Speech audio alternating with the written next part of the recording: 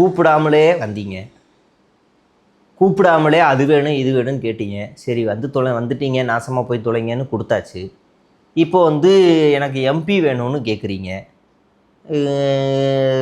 விரட்டி விட்டால் உங்களுக்கே தெரியும், வேறு வழி இல்லை, வேறு போக இடம் இல்லை, நடுத்தருவில் முச்சந்தியில் நிற்பீங்கன்னு தெரியும். தெரிஞ்சும் எந்த தைரியத்தில் இப்படி கேட்குறீங்கன்னு எனக்கு தெரியலை. அசிங்கமாக இல்லையா, கூச்சமாக இல்லையா? உங்களுக்கு இப்படி ஏன் அதிகார பசி இப்படி தலைவிரிச்சு ஆடுது? உங்களுக்குலாம் கூச்சமே இல்லையா அப்படின்னு ஒரு ட்வீட்டை பார்த்தேன். அதாவது தாவேகாக்காரன் காங்கிரஸை நோக்கி கேட்குறான். என்னன்னா, காங்கிரஸ் வந்துச்சுல்ல, இந்த மாதிரி கூப்பிடாமலே திமுகவை கழட்டி விட்டு வந்துச்சு, அப்படி இப்படின்னு பண்ணுச்சு, எல்லாம் பண்ணுச்சு இல்லையா? இப்போ பாஜகவோட இன்ஃப்ளூயன்ஸ் மூலிமா பாஜகவுக்கு கொஞ்சம் டிஸ்டர்ப் ஆகிருக்கு காங்கிரஸுக்கு கொடுத்ததில். இப்போ பிரவீன் சக்கரவர்த்தி என்ன பண்ணுறாருனா, உங்கள் 2 பேரையும் சேர்த்து வச்சதில் நான் தான் டபுள் எம்ஏ படிச்சிருக்கேன், டிகிரி சொல்கிறேன், நான் சேர்த்து வச்சதில் நான் தான் படிச்சிருக்கேன்.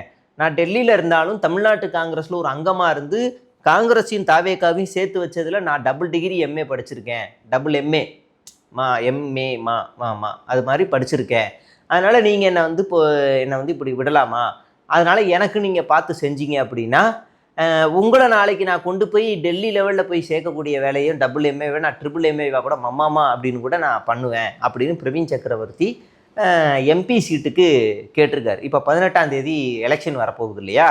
அப்போ தாவேகாவுக்கு 108னா ஒரு 3 வரும்னு நினைக்கிறேன். 3 எம்எல்ஏக்கள் 3 எம்பிக்கள் வரும். ஒன்றை எனக்கு கொடுத்துருங்க. இதுக்கு நடுவில் ஒரு பையன் வந்திருக்கான் குள்ளுமா, அண்ணே எனக்கும் எம்பி இல்லை, 7ஆம் மணி வந்திருக்காப்புல. நல்ல பையன், ரமேஷ் கொடுக்கும்போது ரமேஷ் எல்லாம் அமைச்சர் ஆகிட்டார்ண்ணே, இனிமேல் நான் மதிக்க கூட மாட்டானே, என்னையும் எம்பி ஆக்கி விடுங்கன்னு அவரும் ஏதோ பேசிகிட்டு இருக்கார் போல இருக்குது. அவருக்கும் ஒரு சைடு கொடுக்கறதுக்கு வாய்ப்பு இருக்குது. கொடுத்தாங்கன்னா நல்லது தான், வாங்கிக்கோங்க, வாழ்த்துக்கள்ண்ணே.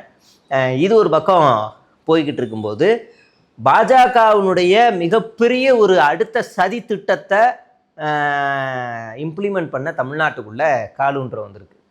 அதாவது ஹெச்டிஎஃப்சி பேங்க்கோ இல்லை எஸ்பிஐயோ இல்லை ஏதோ ஒரு தனியார் வங்கி அப்படி வச்சுக்கோங்களேன்.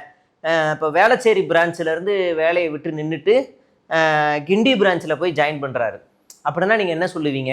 ஒரே பேங்க்கில் தான் இருக்காப்புல, பிரான்ச் மட்டும் மாறுறாப்புல அப்படி சொல்லுவோம்ல. அந்த மாதிரி தான் அண்ணாமலை பாஜகவிலிருந்து ரிலீவ் ஆகிறன்ற பேரில் ரிலீவ் ஆகிட்டு பாஜக உதவியிலேயே இன்னொரு கட்சியை ஒன்று ஆரம்பிக்கிறாப்புல. அந்த கட்சி எப்படி இருக்குன்னு வச்சுக்கோங்களேன். இப்போ மக்கள் நீதி மையம் இப்படி பிடிச்சதா, இவர் அக்கள் வரைக்கும் பிடிச்சிப்பார், இப்படி ஒரு மாதிரி இருக்கும் அது. இந்த அப்படி இப்படி கடவுள், பெரியார், சமத்துவம், சமூக நீதி, ஆஞ்சநேயர், ராமர் எல்லாத்தையும் பிணைஞ்சி பின்னி ஒரு மாதிரி ஒரு குலட்டி ஒன்று எடுத்துகிட்டு வருவாப்புல. ஒரு மஞ்சள் கலர் எதையாவது எடுத்துகிட்டு வருவார்.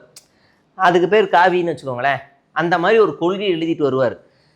அம்பேத்கரை பேசுவாரா நம்ம அண்ணாமலை அப்படின்னா? ஆனால் அம்பேத்கர் பார்த்தீங்கன்னா, அம்பேத்கர் ஒரு கட்டத்தில் நான் இந்துவாக மாறுவேன்னு சொன்னார்னா, அவர் அந்த புத்தகத்தை திட்டமிட்டு திமுக அன்னைக்கு இருந்த காலகட்டங்களில் கலைஞர் எரிச்சிட்டாருங்கண்ணா அப்படின்னு பேசக்கூடிய மலை.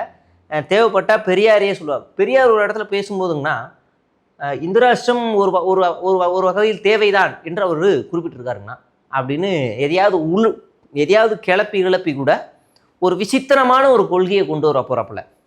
அது ஆல்மோஸ்ட் எப்படி இருக்கும் அப்படின்னா, ரஜினிகாந்த் அரசியலுக்கு வரும்போது ஆன்மீக அரசியல்ன்றதை முன் வச்சார் இல்லையா, அது கொஞ்சம், அப்புறம் திமுகவில் இருக்க கொள்கை கொஞ்சம், அப்புறம் சீமானில் இருக்க கொஞ்சம் கொள்கை, அப்புறம் எம்ஜிஆருடைய கொஞ்சோண்டு எடுத்துக்கிறது, தேவைப்பட்டால் அப்படி இப்படின்னு எல்லாத்தையும் எடுத்துக்க, மோடியை கூட கொஞ்சோண்டு எடுத்துக்கிறது, எல்லாத்தையும் பின்னி பிணைஞ்சி எடுத்துகிட்டு ஒன்று கொடுத்தா உங்களுக்கு எப்படி இருக்கும்?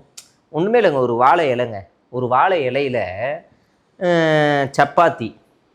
சப்பாத்திக்கு மேலே பாயாசத்துக்கு மேலே சாப்பிட்றதுக்கு முன்னாடி ஒரு காரக்குழம்பு ஊற்றிட்டாங்க. காரக்குழம்பை சரி இதெல்லாம் பிச்சுட்டு அப்படியே தட்டி இந்த சப்பாத்தியை தின்னலாம் அப்படின்னு உதறிக்கிட்டு இருக்கும்போது கையில் சுட சுட காப்பியை ஊற்றிட்டாங்க.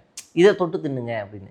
சரி, அந்த காப்பியை உதறிட்டு இந்த சப்பாத்தியை தின்னலாம் அப்படின்னு இப்படி உதறும் போது இப்படி கொண்டு போய் இப்படி வைக்கலான்னா அது சுடு தண்ணியில் வச்சு இப்படி கண்ட கருமத்தெல்லாம் வச்சுட்டு அதுக்கப்புறமா அந்த சப்பாத்தியை தின்ன முடியுமா?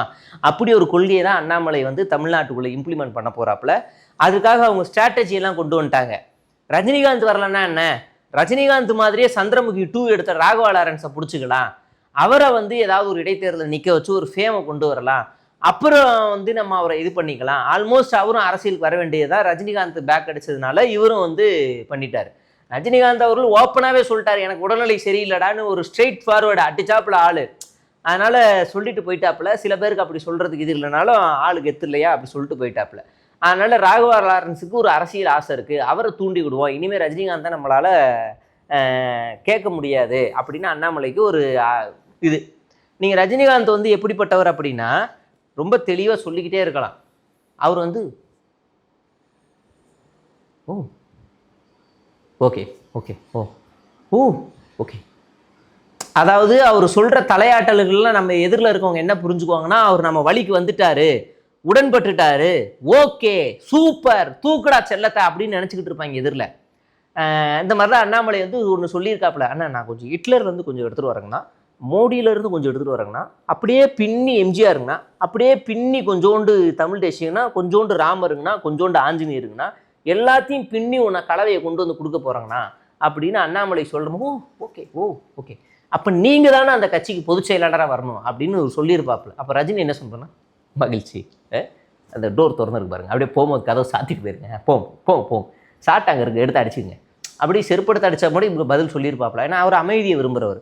அதனால் ராகவா லாரன்ஸை கொக்கி போட்டுக்கிட்டு இருக்காங்க, இன்னும் அவரும் உறுதியாக முடிவு சொல்லலை. அதனால் இந்த இடைத்தேர்தலை களம் காணுவோம் அப்படின்னு ஒரு பில்டப்பில் ஏதாவது ஒன்று பிளான் பண்ணிகிட்டு இருக்காங்க. பாஜக செய்கிற வேலை என்னென்னா, அண்ணாமலைக்கு ஒத்து ஊதுற மாதிரி இந்த இடைத்தேர்தலை அண்ணாமலை கட்சி ஆரம்பிக்கிறதுக்கு ஒட்டியே கொண்டு வர மாதிரியே பிளான் பண்ணலாமா அப்படி காய் நகர்த்திக்கிட்டு இருக்கு தேர்தல் ஆணையத்தோட சேர்ந்து.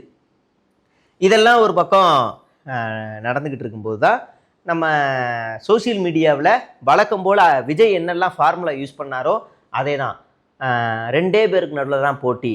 என்ன அப்படின்னா, பத்திரிகையாளர்களே சந்திக்காமல் ஓடுற விஜய், எப்போவுமே பத்திரிகையாளர்களை ஓட விடுற அண்ணாமலை, இப்படி ஒரு ஸ்லோகனை கொண்டு வராங்க. பத்திரிகையாளர்கள் அண்ணாமலையை பார்த்து ஓடுனது காரணம் என்ன, பொய்யா பேசுகிறான் அந்த ஆள் அப்படின்றதுனால தான் ஓடுனாங்க. 20,000 புக்கை படிச்சிருக்க, குரங்கு மாதிரி தாவறீங்க, 5,000 தரேன் 2,000 தரேன்னு அவமானப்படுத்துனது எல்லாமே இந்த அண்ணாமலை தான். ஃபைல்ஸை கொண்டு வந்து தரேன்னு சொல்லி சொத்து பட்டியல் கொண்டு, நீ எதுக்கே சொத்து பட்டியலை தராத, அஃபிடவிட்டில் அவங்களே காட்டுவாங்கல்ல, சொத்து பட்டியலை கொண்டு வந்து காட்டுறேன்னு சொல்லி சென்ட்ரல் ரயில்வே ஸ்டேஷனில் இருந்த ஒரு ட்ரங்க் பெட்டியை திருடிட்டு போய் ஸ்ப்ரே பெயிண்ட்டாக சில்வர் ஸ்ப்ரே பெயிண்ட் அடித்து ஆளுநர்கிட்ட கொடுத்து இப்போ அது வைக்க இடலாமல் அவர் வேறு முழிச்சுக்கிட்டு இருக்கார். காலை தட்டு தான் இந்த ட்ரங்கு பெட்டி போகிற வரும்போதெல்லாம். அப்போ அப்படியெல்லாம் கிளப்பி விட்டவரை இன்றைக்கி ஒரு அரசியல் கட்சியை உருவாக்க வைக்கிறாங்க. அதுக்கு கொள்கை தான் ரொம்ப காம்ப்ளிமெண்ட்டாக இருக்குது.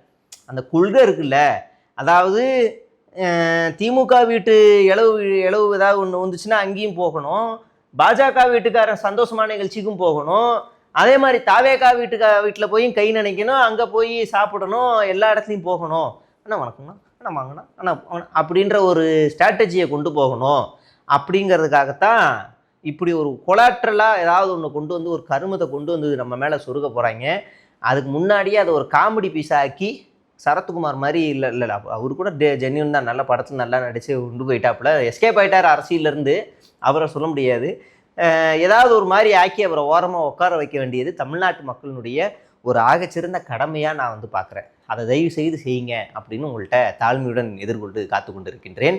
அதை நீங்கள் செய்வீங்கன்னு நம்புகிறோம். சிவி சண்முகம் தாவேகாவில் எம்பிக்காக அடி போட்டுக்கிட்டு இருக்காப்புல, எம்பியை கொடுங்க நாங்கள் வரோம் அப்படின்னு கேட்டுக்கிட்டு இருக்காப்புல. நீங்கள் வரீங்கன்னா எத்தனை பேரை கொண்டு வருவீங்க அப்படின்னு டிமாண்ட்ஸ் எல்லாமே பேசிக்கிட்டு இருக்காங்களாம். நான் வேற கடந்த காலத்தில் திமுக கடுமையாக விமர்சனம் பண்ணிட்டேன், அதனால் உங்கள் சைடு வர்றது எனக்கு சேஃபாக இருக்கும்னு நினைக்கிறேன், நான் வட மாவட்டம் முழுக்க நான் பார்த்துக்கிறேன்ற டீலிங்லாம் போயிட்டுருக்கு. இன்னொரு பக்கம் உதவியாளர்கள்லாம் தாவேக்கா வேணாம் திமுகவுக்கு போகலான்னு சொல்லி பேசிக்கிட்டு இருக்காங்களாம். 2 வகையான ஆளுங்கள்லாம் வந்து மண்டையை குழப்பிக்கிட்டு இருக்கிறாங்க. அதே நிலைமை தான் நம்ம தங்கமணிக்கும் விஜயபாஸ்கருக்கும், எந்த பக்கம் போகலாம் எந்த பக்கம் போகலான்னு. 2வது, இருந்த இடத்துக்கே போயிடலான்னு மன்னிப்பு கடிதம் எழுதி கொடுத்த எஸ்பி வேலுமணிக்கு போன இடத்துல மரியாதை இல்லை, போன இடத்துல துரோகின்னு கத்துறாங்க. நானா இப்போ தான் கண்டுபிடிச்சியா டூசு பயிலே அப்படின்னு அவரும் பார்த்துட்டு போயிடுறாப்புல. அப்படியான ஒரு சூழலில் அதிமுக நகர்ந்து கொண்டு இருக்கிறது. இருந்தாலும் அதிமுகவோட நிலைமையை பார்த்தா பரிதாப நிலையாகத்தான் இருக்குது. நாளை என்ன நடக்குது அப்படின்றத நாளை பேசுவோம், தொடர்ந்து பேசுவோம். நன்றி, வணக்கம்.